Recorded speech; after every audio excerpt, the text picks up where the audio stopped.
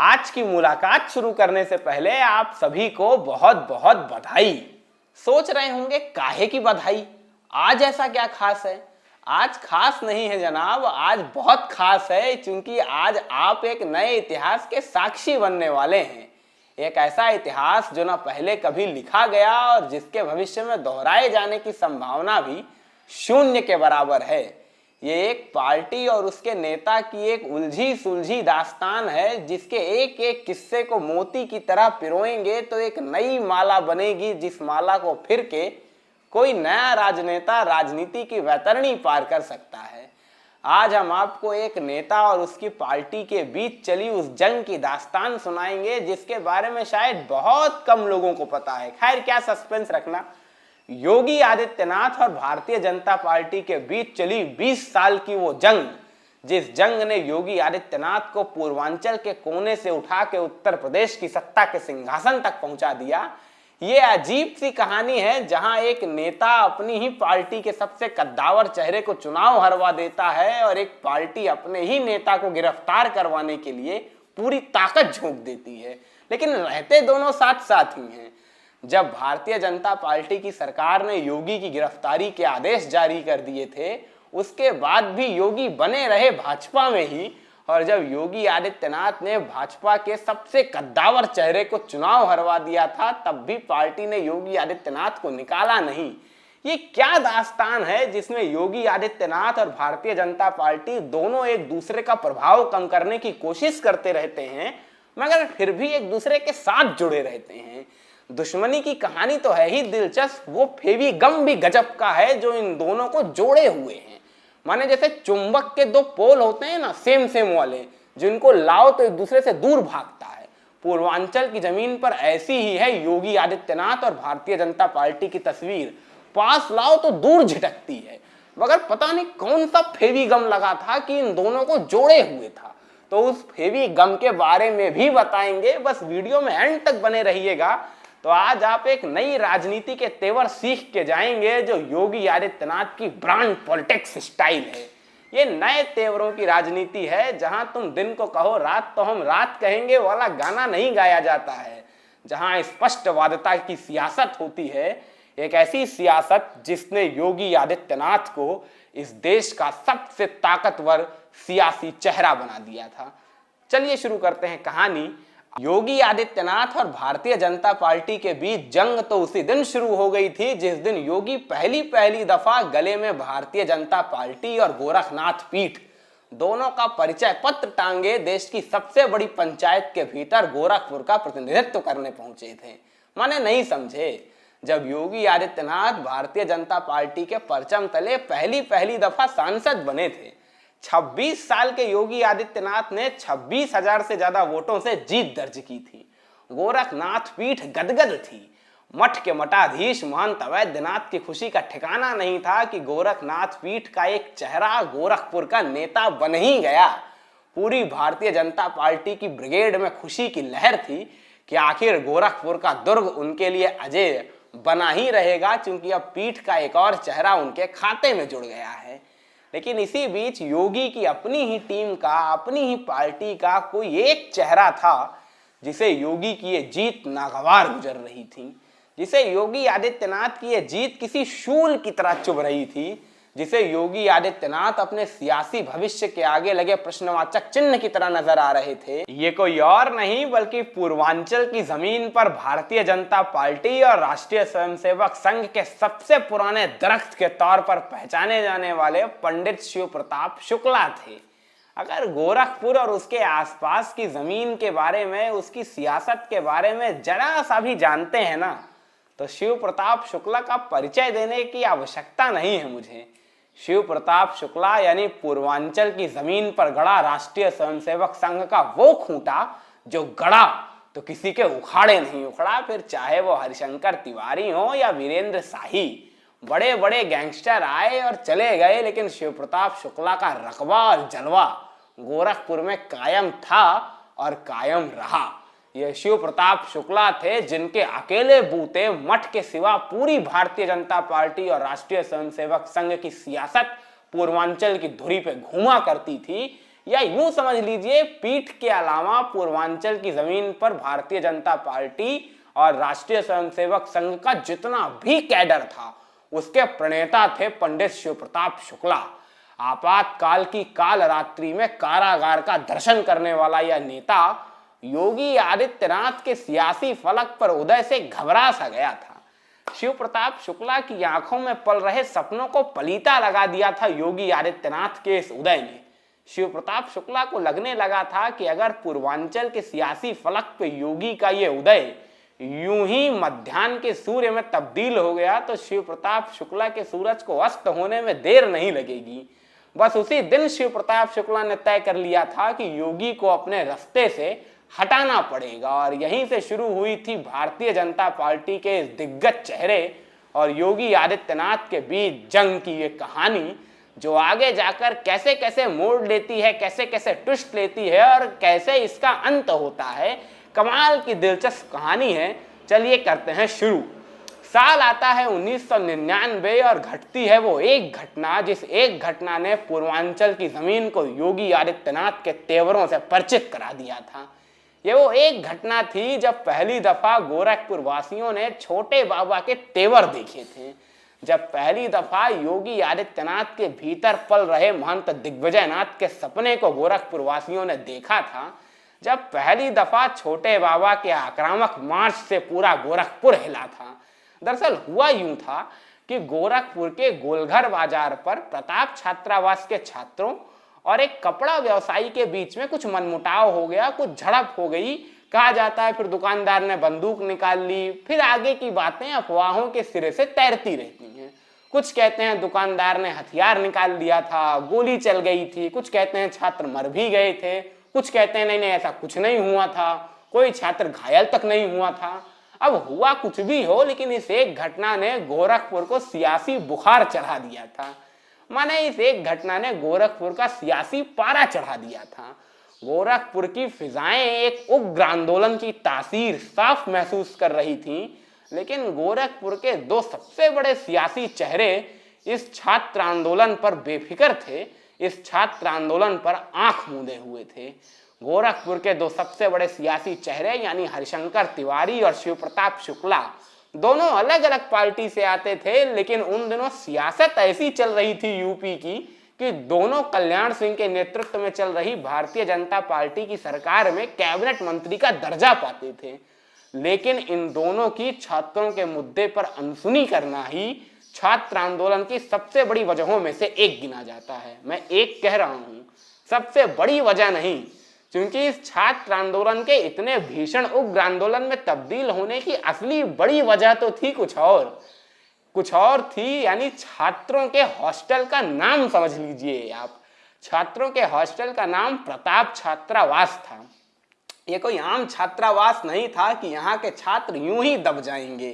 गोरखपुर की सरजमीन पर गोरखनाथ पीठ के द्वारा संचालित शैक्षणिक प्रतिष्ठानों की कतार के सबसे अग्रणी बिंदु पे खड़ा यह छात्रावास छात्रों के तेवर के लिए जाना पहचाना जाता था। और अगर प्रताप छात्रावास के छात्र कोई राजनीतिक गतिविधि करेंगे तो उसमें गोरखनाथ पीठ की सहभागिता अवश्यंभावी होती है। और अगर गोरखपुर की जमीन पर छात्रों का कोई आंदोलन हो और उसमें गोरखनाथ पीठ की सहभागिता हो तो उस आंदोलन की आंच की तासीर लखनऊ को जलाएगी जरूर।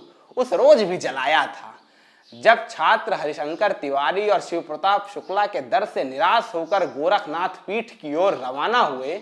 तब महंत अवैधनाथ ने छात्रों की जिम्मेदारी योगी आदित्यनाथ के सुपुर्द कर दी। उन दिनों महंत अवैधनाथ की उम्र हो चली थी, अब इतनी सक्रिय राजनीति में भाग लेना वो उचित नहीं समझते थे, तो ऐसे मामलों को योगी आदित्यनाथ के सुपुर्द कर देते थे कि भाई देखिए छात्र आए हैं, इनकी समस्याएं हैं, अब इनका निपटारा आप करिए। योगी आदित्यनाथ ने जब छात्रों की बातें सुनी तो योगी को लगा ये सियासी फलक पर चमकने का बेहतर मौका है और इससे छात्रों के दिलों में सीधे राह भी बन जाएगी। 26 साल के योगी आदित्यनाथ छात्रों का नेतृत्व करते हुए गोरखनाथ पीठ के बाहर निकले तो मानो गोरखपुर की सड़कों पर बिजली गिर पड़ी। पहली दफा लोगों ने गोरखनाथ पीठ के किसी साधु के इतने आक्रामक तेवर देखे थे। हाँ, कुछ पुरखों को जरूर याद था कि महंत दिग्विजयनाथ भी ऐसे ही चला करते थे। महंत दिग्विजयनाथ का वो सपना योगी आदित्यनाथ के भीतर पल रहा था और योगी के तेवरों से पूरा गोरखपुर प्रशासन अपने हाथ पांव फुलवा के बैठा हुआ था। किसी को यकीन नहीं हो रहा था कि गोरखनाथ पीठ का उत्तराधिकारी इतने आक्रामक तेवरों के साथ गोरखपुर की गली चौक चौराहों की राजनीति करने लगेगा। योगी आदित्यनाथ ने गोरखपुर को जाम कर दिया था। एक एक दुकान बंद थी, पूरा सड़क सन्नाटे में डूबा हुआ था, पूरा शहर सन्नाटे में डूबा हुआ था। गोरखपुर को अंदाजा हो रहा था कि किसी उग्र आंदोलन की आंच उसे जला रही है। जब पुलिस ने बात नहीं मानी तो योगी आदित्यनाथ एसएसपी आवास की बाउंड्री पर चढ़ गए। छात्रों को अपनी आंखों पे यकीन नहीं हो रहा था कि ये गोरखनाथ पीठ के होने वाले पीठाधीश्वर हैं जो एसएसपी आवास की छत पे चढ़े हुए हैं कि एसएसपी साहब देखिए आपकी पुलिस छात्रों के साथ क्या कर रही है। लेकिन गोरखनाथ पीठ के पीठाधीश्वर तो बाद में बनेंगे योगी, पहले तो वो 26 साल के अजय सिंह बिष्ट थे जिन्होंने कभी उत्तराखंड बनवाने के लिए पीठ पे लाठियां झेली थी। तो छात्रों के साथ छात्रों वाले तेवर में योगी आदित्यनाथ ने गोरखपुर प्रशासन को अपने तेवर दिखाए थे और पूर्वांचल की सियासत की इस महफिल को योगी अकेले ही लूट ले गए। जब तक शिव प्रताप शुक्ला और हरिशंकर तिवारी की एंट्री इस मामले में होती तब तक तो योगी आदित्यनाथ सारा क्रेडिट लेके चले गए और एक झटके में पूरे गोरखपुर विश्वविद्यालय में अपना घर कर गए। यानी योगी आदित्यनाथ के छात्रों के दिलों में बसने की यह पहली कवायद थी जिसने योगी आदित्यनाथ को उत्तर प्रदेश के सियासी फलक पर चमका दिया था। छात्रों के इस आंदोलन में योगी आदित्यनाथ की इस उग्र भूमिका ने उन्हें पूरी भारतीय जनता पार्टी के भीतर एक नए सिरे से स्थापित कर दिया था और यह शिव प्रताप शुक्ला के लिए और झटके वाली बात थी। माने जिसे वो राह से हटाना चाहते थे वो उन्हीं की गलती की वजह से और राह के बीचों बीच खड़ा हो गया था आके। लेकिन शिव प्रताप शुक्ला ने सोचा कि अगले चुनाव में योगी आदित्यनाथ को चुनाव जीतने तो नहीं ही देंगे तो सारी बात समाप्त हो ही जाएगी। लेकिन शिव प्रताप शुक्ला को इस बात का अंदाजा नहीं था कि वो जिस सपने को अपनी आंखों में बुन रहे हैं वो सपना इतनी जल्दी हकीकत में बदल जाएगा। न योगी को भरोसा था, न शिव प्रताप शुक्ला को, न इस देश की 100 करोड़ जनता को कि अभी 1 बरस पहले हुए लोकसभा चुनाव के बाद फिर से लोकसभा चुनाव की तैयारियां होने लगेंगी। अटल बिहारी वाजपेयी को षड्यंत्र के जरिए सत्ता से बेदखल करना और फिर कैसे कैसे किस किस घटनाक्रम से होते हुए सियासत एक दफा फिर लोकसभा चुनाव के मुहाने पर खड़ी हो गई थी। वो जयललिता की चाय पार्टी, फिर वो मुलायम सिंह यादव का 1 वोट, वो पूरा दिल्ली का नाटकीय प्रक्रम कभी किसी और वीडियो में। लेकिन फिलहाल तो 1 बरस के भीतर भीतर देश एक दफा फिर लोकसभा चुनाव के लिए कमर कसे हुए था और योगी आदित्यनाथ एक दफा फिर वोटों की झोली फैलाए भारतीय जनता पार्टी के प्रत्याशी के तौर पर गोरखपुर की जनता के सामने खड़े हुए थे।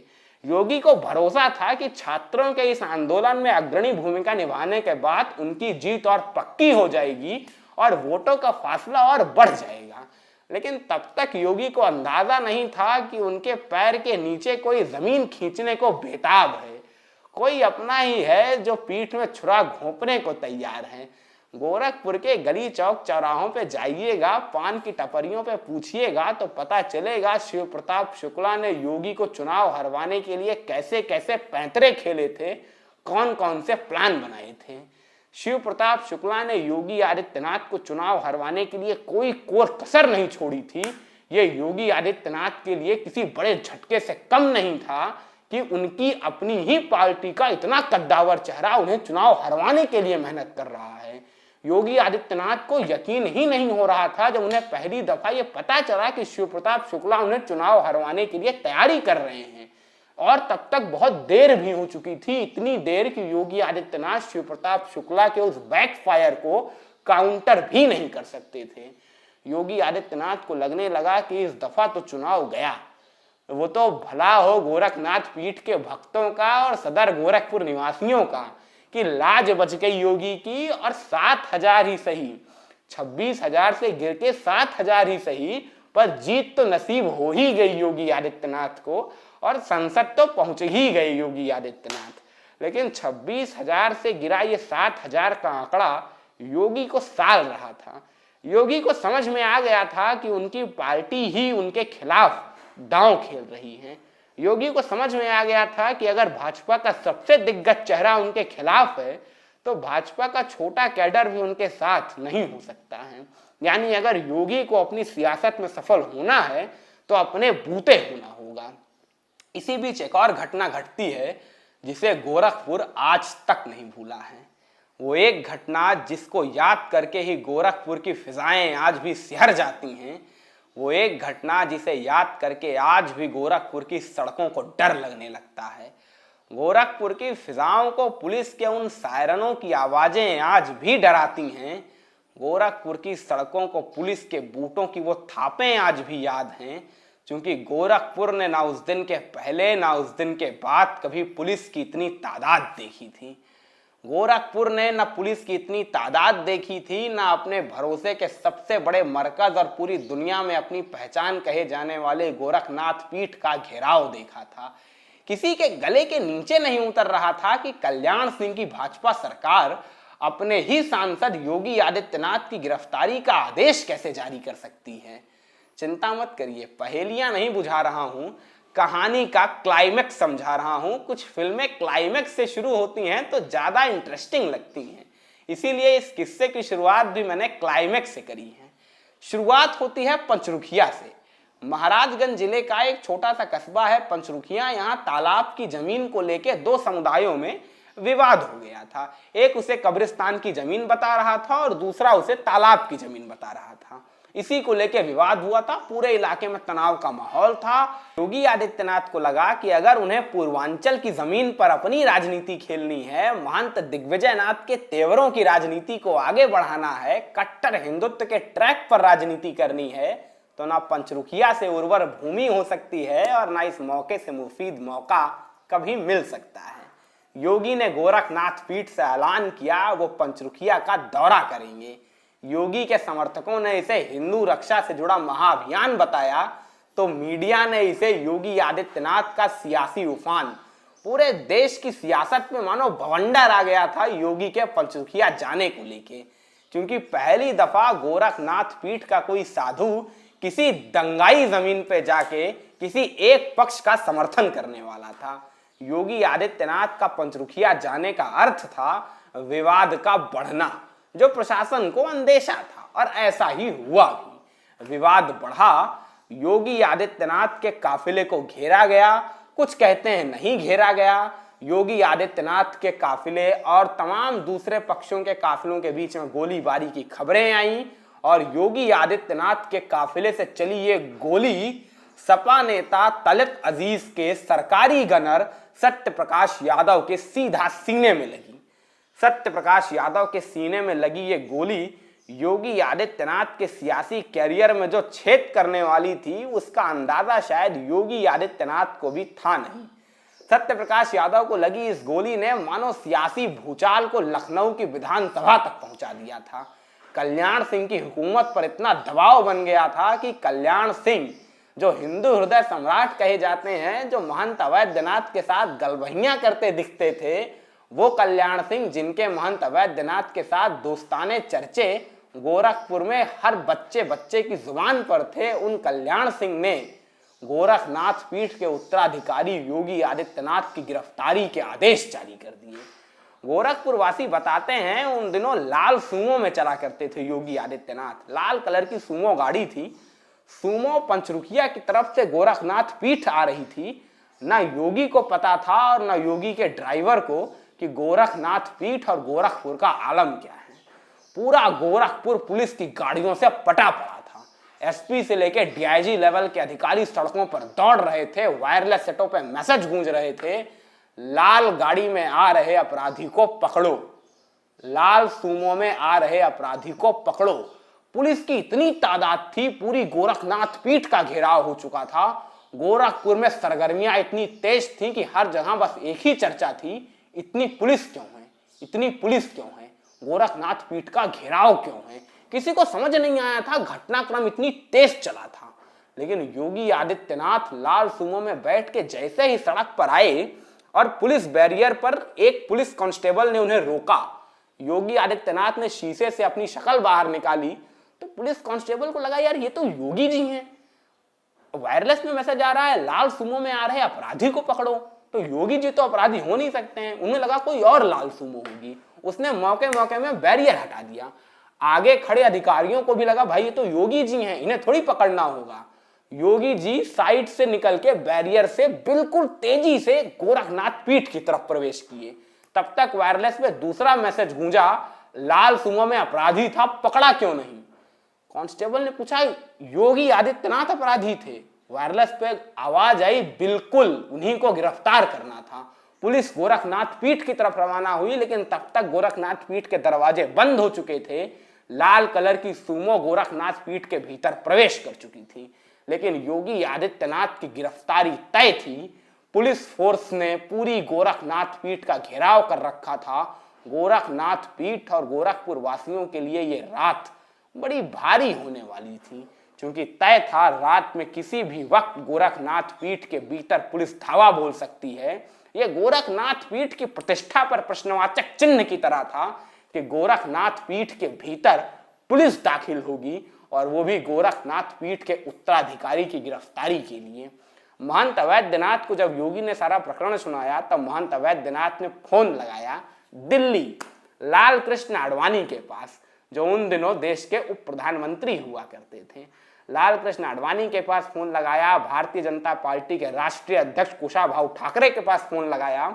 तब जाके कहीं योगी की गिरफ्तारी टली, तब जाके कहीं योगी आदित्यनाथ के सर पर लटकी गिरफ्तारी की तलवार हटी, तब जाके कहीं गोरखनाथ पीठ का घेराव हटा, तब जाके कहीं गोरखपुर की फिजाओं को आजादी की सांस आई, तब जाके कहीं पुलिस की उन बूटों की थापें सुनाई देना बंद हुई। तब जाके योगी आदित्यनाथ को सियासत का एक और पाठ सीखने को मिला कि सियासत में कुछ जल्दी नहीं मिलता है। बहुत जल्दी पाने के चक्कर में कभी कभी आदमी बहुत ज्यादा नीचे चला जाता है। योगी आदित्यनाथ ने तय किया अब एक एक क्रमवार सिलसिले से अपनी सियासत को आगे बढ़ाएंगे, और तब योगी ने तय किया कि उन्हें हिंदू युवा वाहिनी जैसे किसी संगठन की जरूरत है। मैं कह रहा हूं जरूरत है, योगी ने स्थापना नहीं की थी। दरअसल योगी आदित्यनाथ संगठन को नए सिरे से तैयार करने के गुर सीख रहे थे और इंतजार कर रहे थे किसी सही मौके का, क्योंकि तब तक उन्हें मालूम चल चुका था कि उत्तर प्रदेश की सरकार को दबाव में लाने के लिए जिन दो चेहरों का इस्तेमाल किया गया था वो कोई और नहीं बल्कि शिव प्रताप शुक्ला और हरिशंकर तिवारी का चेहरा था। यानी कल्याण सिंह की हुकूमत को जिन दो चेहरों ने दबाव में लाया था वो शिव प्रताप शुक्ला और हरिशंकर तिवारी थे, जो चाहते थे कि योगी जेल की सलाखों के पीछे जाएं ताकि पूर्वांचल की सियासत पे उनका सूरज चमकता रहे। तो योगी ने तय किया था इन बड़े घाघों को हटाने के लिए थोड़ा समय लेते हैं। योगी आदित्यनाथ आराम आराम से क्रमवार सिलसिले से संगठन को स्थापित करने के गुर सीख रहे थे और सही मौके का इंतजार कर रहे थे। तभी एक ऐसी घटना घटती है जो पूरे देश को हिला के रख देती है। मैंने अभी तो मैं उत्तर प्रदेश के भीतर था, अब मैं देश की बात करने लगा हूं। 2002 के गोधरा कांड को भूले हैं आप? कैसे भूलेंगे जनाब, जब तक नरेंद्र दामोदर दास मोदी का नाम जिंदा है तब तक गोधरा कांड जिंदा है। और इस गोधरा कांड के बाद ही योगी आदित्यनाथ ने तुरंत गोरखपुर के भीतर हिंदू युवा वाहिनी की स्थापना की। कहा जिस देश में कारसेवक सुरक्षित नहीं है वहां हिंदुओं की रक्षा के लिए हिंदू युवा वाहिनी जैसे संगठनों की आवश्यकता है। योगी आदित्यनाथ ने गोधरा कांड की तासीर समझते हुए हिंदू युवा वाहिनी की स्थापना की, तो देखते ही देखते ये संगठन चिंगारी से दावानल बन गया। पूर्वांचल के गांव गांव कस्बे कस्बे में इसकी पहुंच हो गई, क्योंकि पीछे मठ का ठप्पा था और योगी के तेवरों की शान थी। योगी आदित्यनाथ जब मंचों पे चढ़ के गरजते थे तो पूर्वांचल के युवाओं को अपना रहनुमा दिखता था। गैंगस्टर राज से पीड़ित पूर्वांचल के लोग योगी आदित्यनाथ की शरण में शांति का अनुभव करने लगे।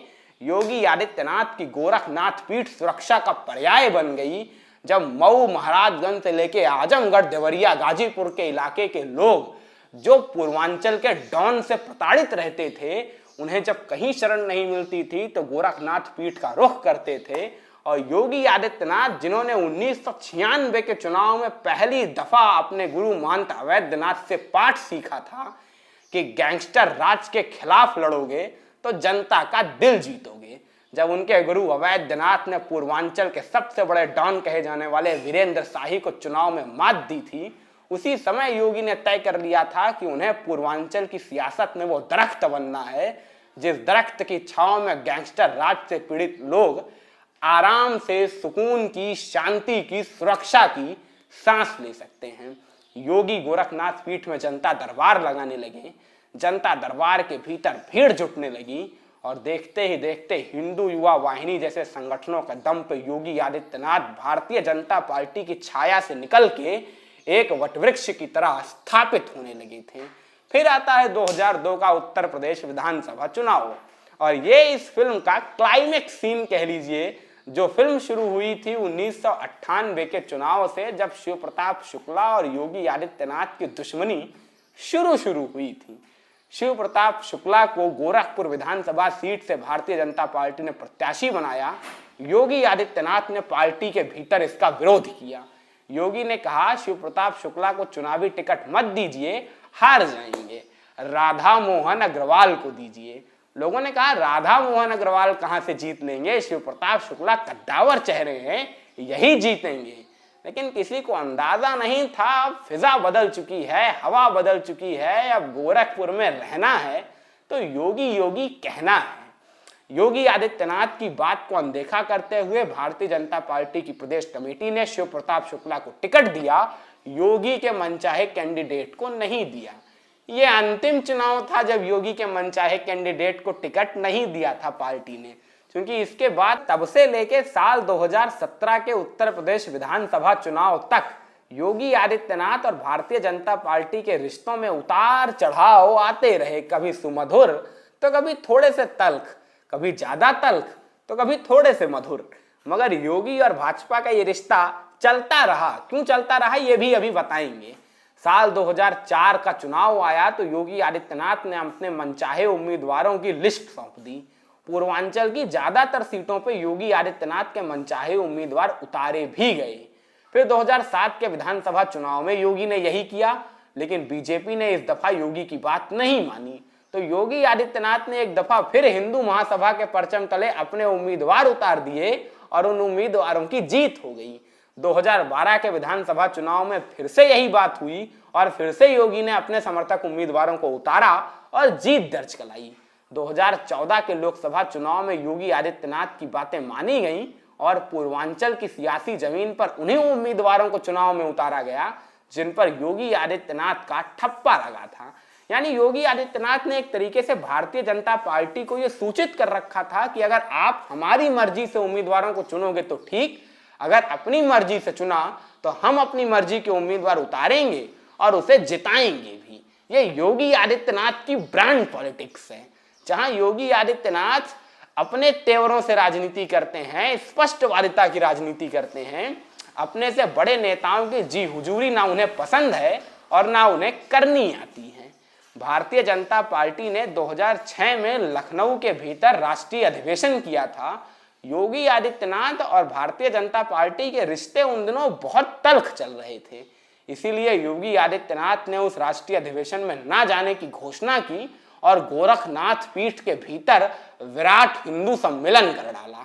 विराट हिंदू सम्मेलन कर डाला, वो भी सेम डेट पे जब लखनऊ में भारतीय जनता पार्टी का राष्ट्रीय अधिवेशन हो रहा था।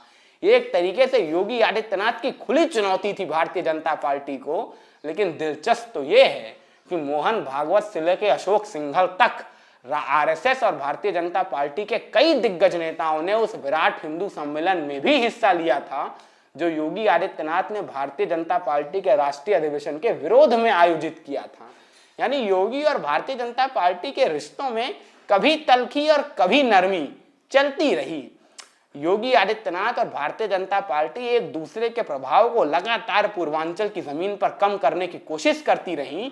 यही नहीं, 2017 के उत्तर प्रदेश विधानसभा चुनाव में, जिस चुनाव में योगी आदित्यनाथ को उत्तर प्रदेश का मुख्यमंत्री बनाया गया था, उस चुनाव में भी योगी आदित्यनाथ को शुरुआती दौर में मुख्यमंत्री पद का चेहरा तो दूर, टॉप 40 प्रचारकों की सूची तक में शामिल नहीं किया गया था।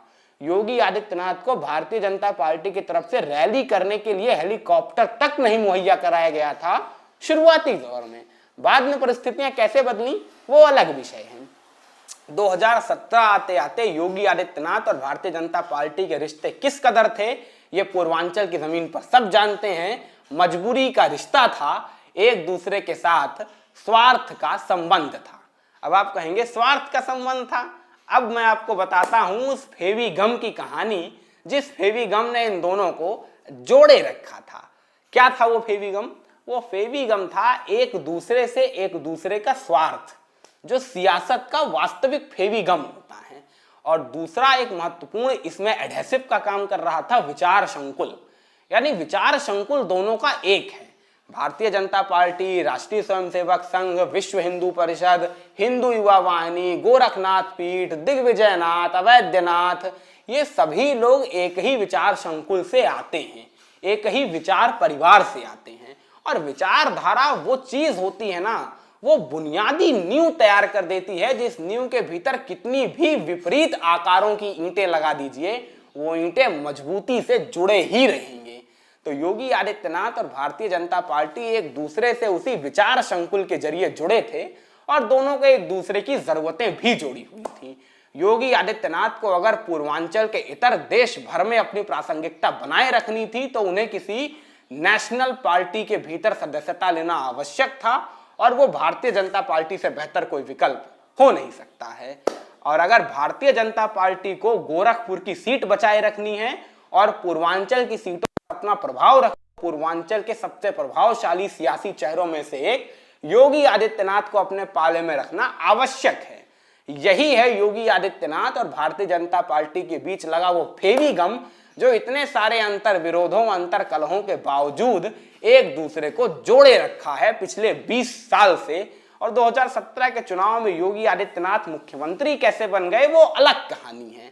अगर आपको जाननी है, सुननी है, समझनी है कि आखिर टॉप 40 प्रचारकों की सूची से बाहर योगी आदित्यनाथ मुख्यमंत्री कैसे बन गए, 20 साल से भारतीय जनता पार्टी के भीतर बगावत का दूसरा नाम कहे जाने वाले योगी आदित्यनाथ उत्तर प्रदेश की सत्ता के सिंहासन पर कैसे बैठ गए, उत्तर प्रदेश में पिछले 20 साल से भारतीय जनता पार्टी को पूर्वांचल की जमीन पर तेवर दिखाते वाले योगी आदित्यनाथ नरेंद्र दामोदर दास मोदी के लाडले कैसे बन गए, तो अगले वीडियो का इंतजार करिए। कमेंट सेक्शन में अपनी राय जरूर दीजिए कि आपको वो वीडियो चाहिए या ना चाहिए। और हाँ, अगर ये वीडियो अच्छा लगा हो तो लाइक करना मत भूलिए, शेयर करना मत भूलिए, कमेंट सेक्शन में जाके कमेंट करना मत भूलिए और चैनल को सब्सक्राइब करना तो बिल्कुल मत भूलिएगा। पॉलिटिक्स, क्योंकि यहाँ पर आपको ऐसे ही इंटरेस्टिंग पॉलिटिकल एनेक्डोट्स लगातार मिलते रहे।